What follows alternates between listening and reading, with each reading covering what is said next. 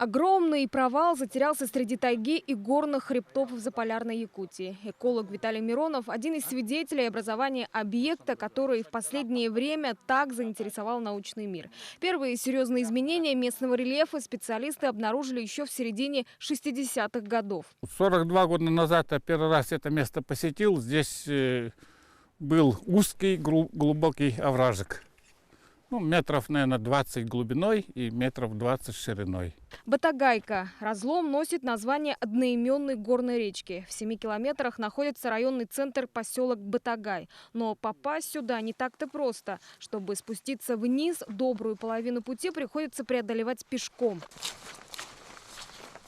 Ходить с камерой сложнее вдвойне. Размеры впадины внушительные. Длина 1 километр, ширина 800 метров. Средняя глубина котлована 60 метров. Мы как раз сейчас находимся где-то на этом уровне. Местами глубина достигает 100 метров.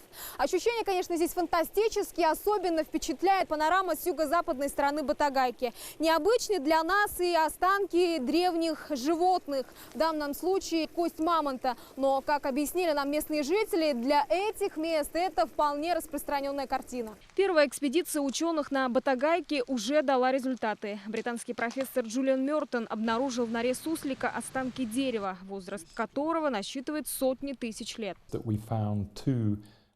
Мы нашли 2 слоя почвы, где сохранились остатки растительности. И, конечно, было одновременно удивительно и волнительно узнать, что мы можем датировать образцы, найденные в самом нижнем горизонте 200 тысячами лет. А возраст слоев льда в разломе и вовсе может достигать миллиона лет. Это в 2 раза старше древних льдов Антарктиды. Такую версию высказали ученые Якутского института мерзлотоведения. Доктор географических наук Виктор Куницкий называют впадину в Верхояние чудом. Вот эти древние льды связаны с так называемыми плеоценовыми отложениями. Возникает вопрос. С тех пор до наших дней эта мерзлота просуществовала или нет? Батагайская котловина, она показывает, что с тех пор, как образовались вот те льды внизу, в нижнем комплексе, здесь мерзлота ни разу не оттаивала. Вот в чем дело. Своего рода сенсацию в научных кругах Батагайка уже преподносила. Это было в 2009-м. Именно здесь обнаружили целую мумию детеныша бизона. Его возраст 8200 лет. И неполную тушу жеребенка возрастом почти 4500 лет. Редкие находки доставили в Якутск под руководством известного мамонтолога Петра Лазарева.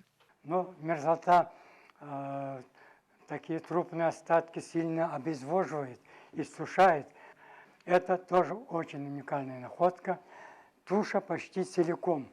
Вот такая находка сделана в мире впервые. Якутские ученые планируют создать международный проект по изучению Батагайской впадины. И один из ключевых вопросов – в чем причина этого явления? Многие склоняются к версии антропогенного фактора. Еще в 1936 году было открыто оловоносное месторождение. Лес нужен был и для строительства, и для крепи на шахту. Вот эта вот вся округа была подчистую вся вырублена. И вода стала по колее размывать и дошла до линзы льда. Чтобы восстановить полную картину, исследователи изучают снимки с космоса и определяют скорость таяния линзы. Вот маленький овражек только превратился со временем в огромную такую котловину. Котловина сама по себе нас предупреждает о последствиях, допустим, нарушения экологии, с одной стороны, а с другой стороны, допустим, вот это обнаружение дает нам новые знания, допустим, по истории Земли. В Институте мерзлотоведения основными считают факторы изменения климата. Мы, пришли к заключению, что человек не главная причина образования этой формы. Появилась эта яма почему-то вот в 80-е и более поздние годы.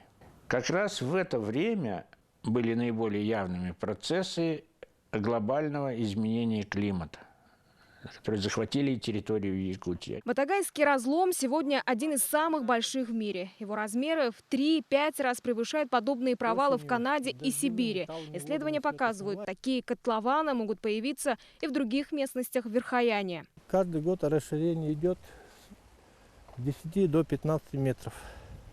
Как мы сейчас видим, линза льда здесь, когда направляемся в южном направлении, она уже уменьшается. Поэтому эта сторона уже постепенно заживает. Площадь загадочного образования растет в сторону горы Киргелях. Специалисты говорят, что там разрушение остановится. А пока каждое лето котлован отвоевывает новые метры.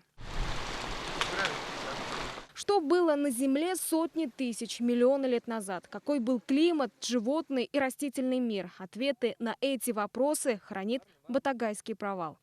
Батагайку ученые уже назвали одним из значимых объектов России и мира для изучения вечной мерзлоты.